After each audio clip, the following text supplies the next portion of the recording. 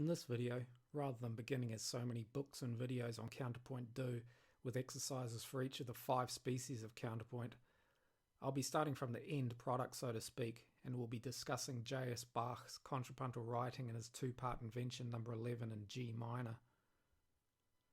Nowadays, tonal counterpoint is typically taught using a combination of species counterpoint and voice-leading principles. How contrapuntal processes such as stretto, inversion, and imitation are combined with larger structural features is also discussed. This combination of methods is the approach I will use in this video. By relating species counterpoint, voice-leading principles, and other contrapuntal processes to Bach's Invention, I hope to give context to the exercises and rules for writing counterpoint and give you the confidence to use these techniques in your own compositions sooner.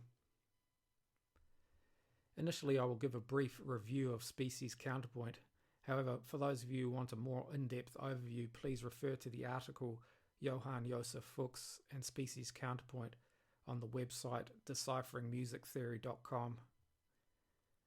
Bear in mind that if you do consult this article, or Fuchs's own treatise, Gradus ad Parnassum, discussion of the species and accompanying examples use the major key modes, whereas Bach's Invention is tonal.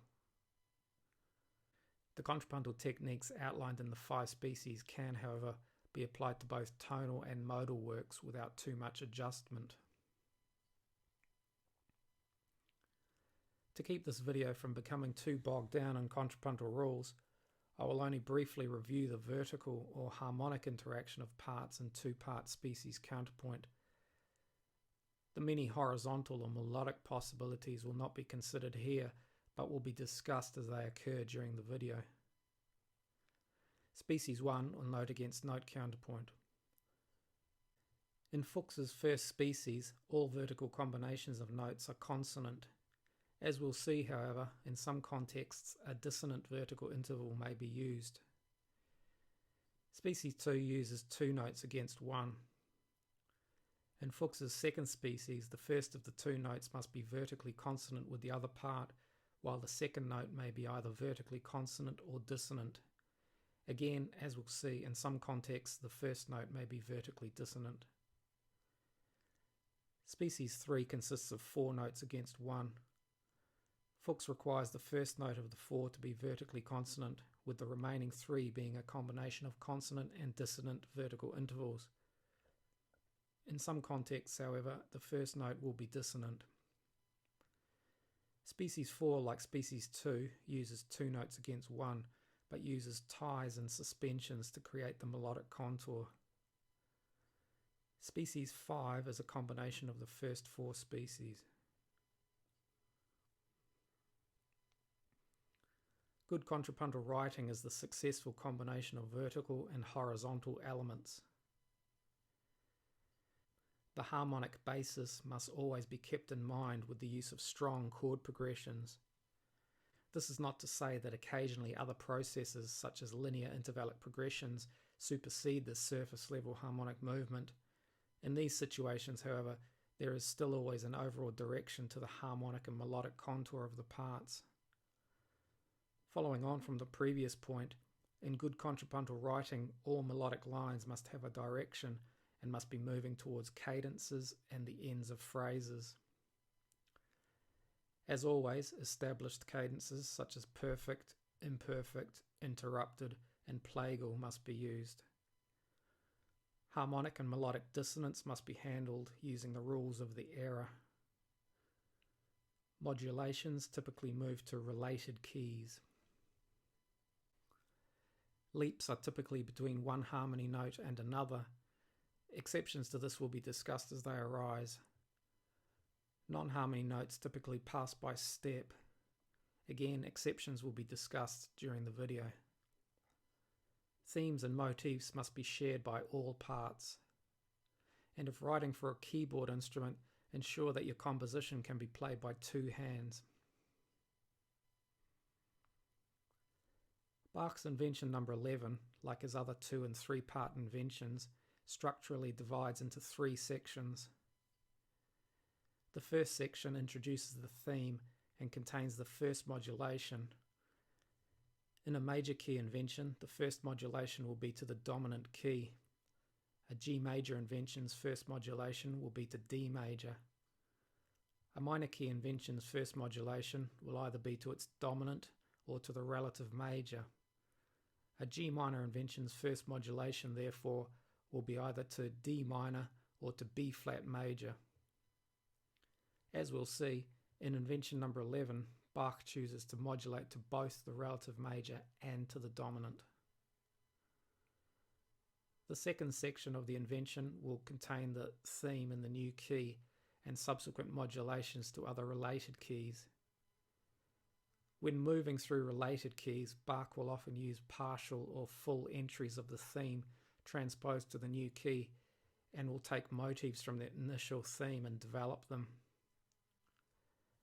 The final section sees a return to the initial key of the invention with a restatement of the theme in that key. Often, as is the case in invention number 11, the theme will only return in one part. Looking now at the opening of invention number 11, the theme initially enters in the upper part, the right hand, and lasts until the beginning of bar 3, where it then enters in the lower part, the left hand. When writing counterpoint for an assignment, exam, or for your own interest, it is a good idea to sketch in the initial thematic statement in both parts, as this gives you a cantus firmus to write against. For many assignments and exams, the theme will be given to you.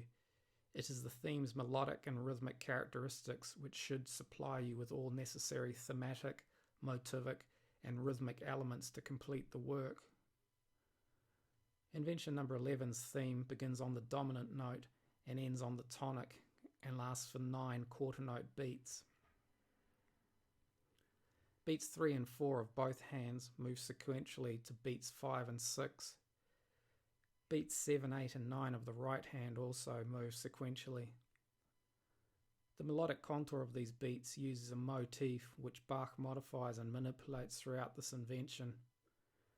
Even during the theme, Bach uses different forms of the motif. These beats, for example, can be seen as an inversion of the motif, and these as a modified inversion used in reverse or retrograde. Against these beats of the theme, the accompaniment is built on a descending chromatic tetrachord which moves from the tonic note to the dominant.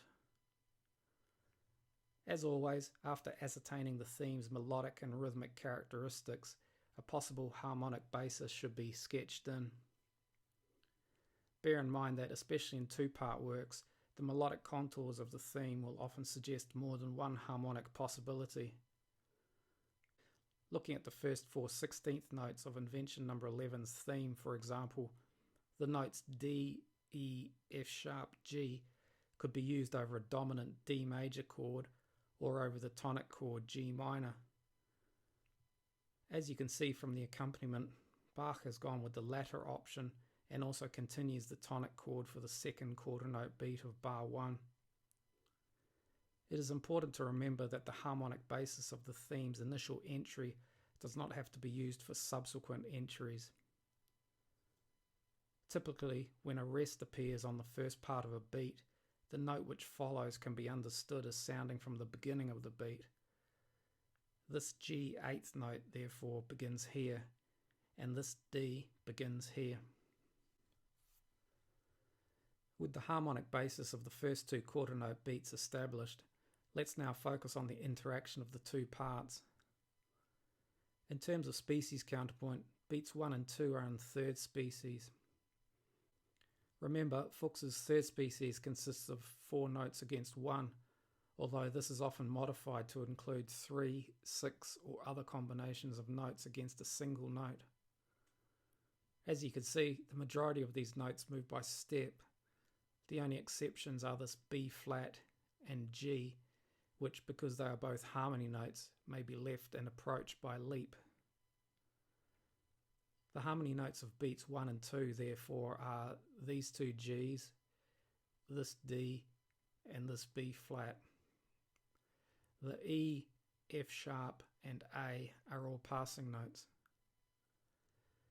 Notice that the passing notes move between harmony notes and always move by step. The third and fourth quarter note beats of the theme consist of a series of notes which suggest the dominant seventh chord. Under the third quarter note beat, Bach matches each 16th note of the theme with a 16th note in the accompaniment, while under the fourth quarter note beat, Bach uses 2/8 notes. In terms of species counterpoint, beat 3 is in first species and beat 4 is in second species. The 16th notes in both parts on beat 3 interact in consonant intervals as prescribed by Fuchs. As you can see, the A and F sharp 16th notes of the theme are reversed in the accompaniment, F sharp A, through a technique called voice exchange. In this instance, the exchange occurs around the note G.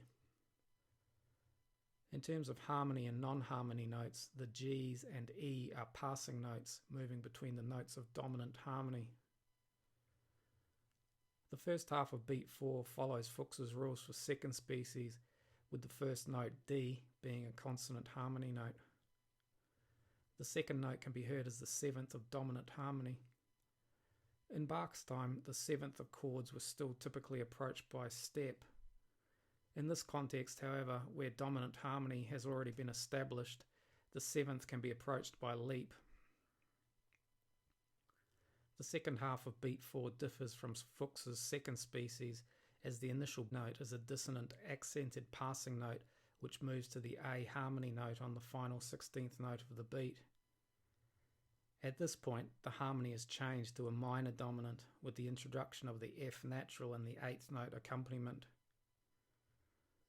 While analysing the surface level of contrapuntal works, it is important to be aware of the contour and direction of the melodic lines. In the first bar, for example, despite the rises and falls of the top part, we can see that its overall melodic contour forms an ascent to the C, which in bar 2 then rises to D.